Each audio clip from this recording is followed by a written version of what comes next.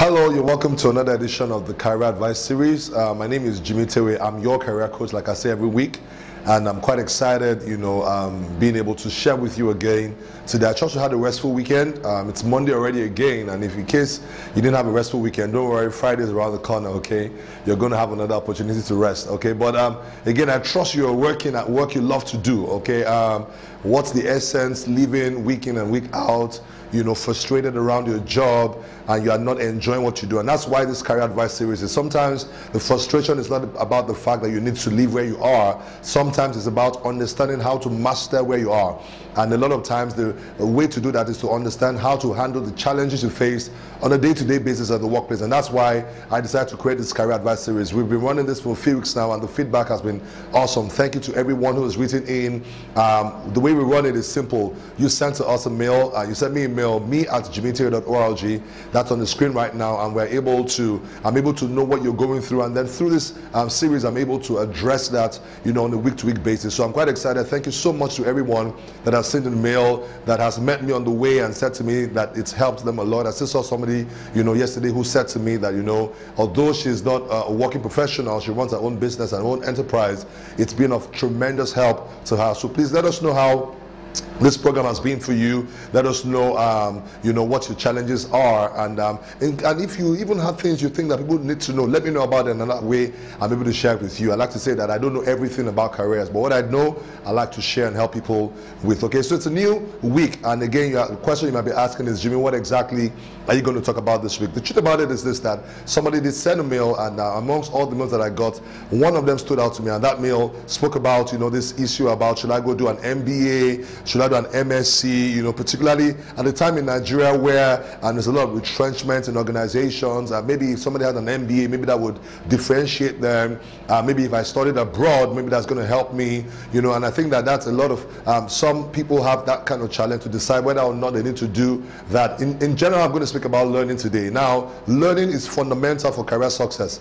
The truth about it is this, that it is the knowledge you have, it's KSA, knowledge, skills, and your attitudes or attributes that actually make a difference in the kind of work that you deliver. So the degree of know-how that you have would actually determine how successful you are, or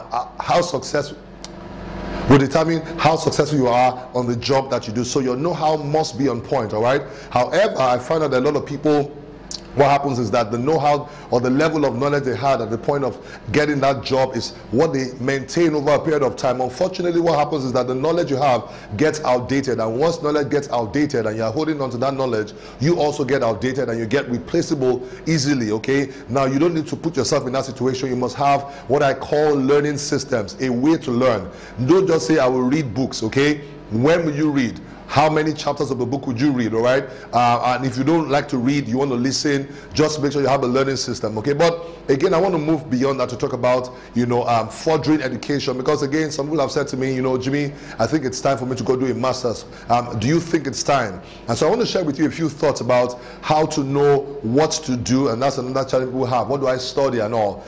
Studying abroad, does it have an advantage? And you have to think about it a lot. I'm sure if you're watching this, at this time when it's been posted and all, that the dollar and the pound, and many, foreign currencies keeps going up. So the cost of education outside the country is quite expensive, as it were, and you can't afford to just go waste money, and it's not going to benefit you at the end of the day. So I'm going to be talking today about whether an MBA or MS is important. I'm going to talk about whether to do it locally or an international university or tertiary institution, and several other things too. And I'm sure that at the end of the day it's going to be of tremendous help to you. Again, if you're a business owner, you need to develop your learning. So please stay tuned and just keep listening. Now, the truth about it is this: some people have asked me, is there an advantage we have? I was at an event recently and somebody actually asked that question, that is there an advantage, somebody that went and studied abroad over somebody that studied locally? The truth about it is that it's dependent, it's contextual, all right? Some organizations actually, by culture, by nature, they actually will place somebody who studied abroad above somebody who studied locally. The assumption they have, or the presumption they have, is that usually that the person has been well exposed, has the right experience and right knowledge to drive the business. But in reality, what is required is knowledge, whether local or international, all right? I've seen people, and I'll be very frank with you, who have never gone abroad and yet they are on point at the job. They're the ones that are doing the work work, they're the ones that are producing results. And I've seen people that, you know, I mean, came from local universities here in Nigeria, and yeah, they're not doing too well. However, I've seen people that, you know, studied abroad in some of the best schools, and, you know, to be very candid with you, they didn't do too well even at the interview level. You find out that although they have the certificate, they didn't get the knowledge, okay? And you have some people that, you know, that exposure made all the difference for them. So the thing that I would like to start off by saying is the fact that you must understand the reason why you want to go do your MBA, want to go and do your master. So let me say this way. Now, to go and do an MBA or a master simply because you think it will give you an advantage in the job, you must make sure that jobs like that require an MSc or an MBA. So how do I put it? You know, go and if you say, for example, that I'm in the HR field or I'm in the risk management field, for example, go and look at risk management job adverts. Is it a requirement that is there? You'll find that for some fields, for example, IT, you find that certifications are more important than the proper full education, where you're going to spend a year or 2 years and all that. You can do a certification in 2 months and it actually puts that ahead. So one of the ways you can find out what the requirements are for the kind of career path you're towing is to look at job vacancies that you have out there and look at what the requirements are. If you find out that they write things like an MBA or an MSc is another advantage, and you find that that is pretty consistent with different job adverts in the career path you want to take, then you actually should consider doing that. Okay, so for example, in HR, increasingly in Nigeria, your CIPM, all right, is quite, that's a Chartered Institute of Personnel Management. That certification is actually increasingly becoming important. Now you might have a CIPD, okay, which is the one in the UK. You might have the SHRM, but again, that in a lot of job adverts, you see that those certifications are there, way above a master's in HR, okay? So I like to say this way, because you are the one that is going on your journey. It's very challenging for me to be able to say to you, I think you should do an MBA. Not everybody, MBA is not the key to success, all right? But again, if it's going to get you ahead in your own field, then you need to do that. Then it becomes the key for success for you, all right? So the thing about it is this, that somebody has asked me, Jimmy, do I need to go? Everybody's doing a project management, somebody's doing, and these are even certifications that are out there. And I'd like to say to them that if you're going to take public transportation, the vehicle you're going to take is the one that is going in the direction of where you want to go. Therefore, education must be in alignment with your career vision and your aspirations. Where do you see yourself in the next 5 to 10 years? What must you learn today that would enable you? So again, it doesn't matter what everybody is doing. You're not everybody, all right? You must be specific about your career vision, and don't get hung up about that. Again, as you move forward in life, your career vision gets clearer, but have some sort of vision that you are working towards, something that, you know, at least guides the decisions that you're making. That way you are able to say, okay, if I do this certification or I go and do this master's program, then it's going to help me a lot, you know, to be better positioned in my field. Again, I like to say that the premise for learning should not be just an advantage to get a job, okay? Because when you get the job, if you don't understand what it is you said that you know that you have, you're not going to be able to perform on the job. So the key thing is learning at the end of the day, not just reading or having a certification. Now the other question again is this: somebody said to me that, okay, you know what, should I go and study in the UK or go study in the US?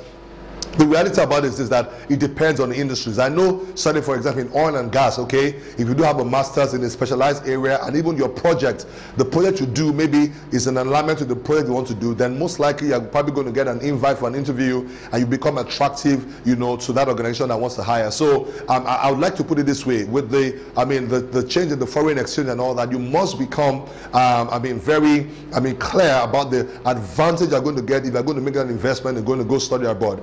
Again, I like to say this, that you don't have to do a master's right after school, okay? In reality, an MBA is best done, they say it's best done, that after you had a few years of experience, you are able to now go back and you are able to now say, this is what I've learned, and I want to learn how to do it properly, okay? Because in an MBA class, most of the classes are case study driven. Now, the case studies are real life scenarios. Now, if you've had experience, you can relate to that. So a lot of the marks, you know, it's not about exams more, it's about the scores and participation in class, your contribution and all that. So if you don't have that experience, then it becomes a bit difficult. I do understand that there's some level of MBAs you can do that at least positions you differently, okay? And that one is also awesome. But you must make sure that in anything you are doing in learning, that is going to help you to achieve your goals. For example, there are certain things I've decided that I must do before the end of this year because of certain things I want to do next year. For me, a number of them have to do with positioning. That I have a certification in an area actually will give people the belief that I can actually perform. Now I can perform, but when they see that, they might not know I can perform, but when they see that I'm certified in an area, then they believe that, okay, I can be given an opportunity to work at a project or whatever it is that they want to give to me. So again, education is important. Let me begin to wrap up by saying I have noticed a trend. A lot of people, once they begin to work, the propensity to learn begins to wane, all right? And the reality about it is that yes, we have a lot of work to do in the workplace. We're all very busy, but one thing you must not be busy, that you should not be too busy doing is busy growing. And the way you grow is by learning. Somebody said, and I'm sure it's probably one of the oldest quotes you've heard, that the day you stop learning is the day you start dying. Now it's not dying literally, but really it's about becoming irrelevant. Knowledge that becomes irrelevant makes the possessor of that knowledge also irrelevant at the end of the day. Okay, so I want to ask you that what are you doing about creating learning systems? And I like to do that. So personally, I have a book always around me that I take. Sometimes I don't get to read it, and I'm not in competition with anybody to say I've read that book. Reading a book does not mean anything. Learning from it is what makes a difference. Or the worst one is one someone says I have that book. Having the book does not translate to transformation. All right, I like to say this way, and I say jokingly that the person who stole a book and read it, and the person who has a book that did not read it, the one that stole is actually even better than the one that read it. Okay, so please don't steal. I know I'm not advising you to do that, but in reality you need to learn. The change in the economy, the global environment is so, the flux in the market is so high that what you knew yesterday might become irrelevant today. So somehow you must have learning systems. Put on Google Alerts. So certain topics, for example, I do a lot of career coaching and all that. So I have RSS feeds that basically let me know when something new comes out in my field. I'm able to read articles a lot. There's a lot you can learn on YouTube, on Google and all that. I like to say it, I say it jokingly, but I'm serious, that there are 2 G's you need in life. You need God and you need Google. All right, there's a lot of things you can have access to. So I want to encourage you with today's broadcast that as you get into Monday, what are you going to learn today? What about tomorrow? What about Friday? If you read an hour a day in a year, you'll have read 365 hours. Your life will not be the same. Okay, so please be very deliberate about your learning, and that way I'm sure it can be of benefit to you. All right, so for those that are asking, should I do an MBA, should I do an MSc or whatever, I hope I'll be able to provide some context in that regard to help you to make decisions. Again, if you still have areas you'd like me to speak about, please feel free to send me a mail at me@JimiTewe, and it's on the screen right now, me@JimiTewe.org, and that way I'm able to know what you're going through. I'm able to position this this program on a weekly basis so that I'm able to address what it is you are going through. All right, I want to thank you for watching this. I hope it's been beneficial today. Remember that you need to keep learning, to keep growing. My idea behind starting this in the first instance is really to be able to provide real-time professional information free of charge to you, to help you succeed in the workplace. I like to say it this way, that career success is available to everybody. You can succeed in your career, or even if you're running a business, you can and you should succeed in your business. But one thing that will help you is appropriate and well-timed advice. Okay, so I look forward to hearing from you. My email address again is me@JimiTewe.org. I will look forward to hearing from you. Do have a wonderful week. It's Monday, it's in the morning. Make sure you make the most of today. All right, I'm going to see you next week. God bless you.